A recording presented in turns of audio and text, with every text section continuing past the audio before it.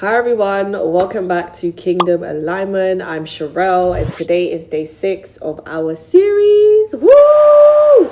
Now, before we dive in, do not forget to like, comment, share and subscribe, and remember to hit the notification bell so you don't miss any of these teachings, okay?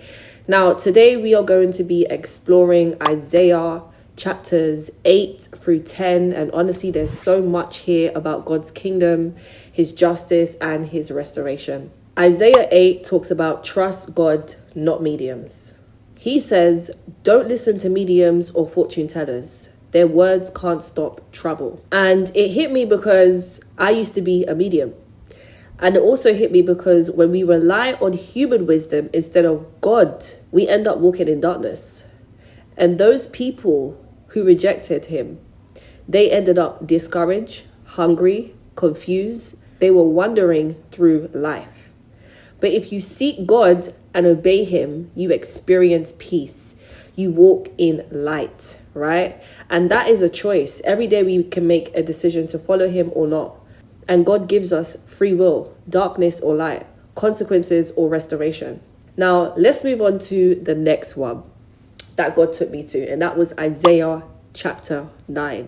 This talks about the future king brings restoration. And here we see the future king, Jesus. The people who once walked in darkness have now seen great light. And they were discouraged, burdened, living in the shadows, but God restored them.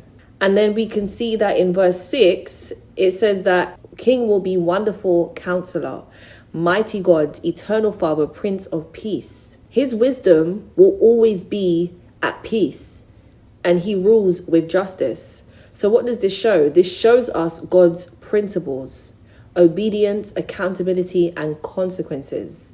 Now let's move on to the next one. Isaiah chapter 9, 8 through 10 talks about judgment on Israel. God pronounces judgment on Israel because of pride and also refusal to repent. Even after being punished, they didn't change their ways. What we sow, we reap, right? God's anger is serious. Wickedness burns like a fire, causing chaos, famine, and conflict. And what is this showing us? This is a warning. Rejecting God's ways leads to consequences. Now let's move on to the next one. Isaiah 10, Assyria, instrument of God. God even uses Assyria as a tool to punish the godless, right?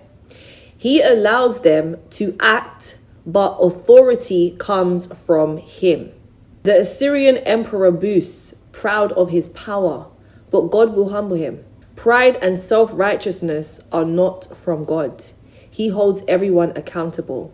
God punishes disobedience, but restores those who align with his ways. So the reflection for you today is to ask yourself, am I walking in God's light or living in darkness?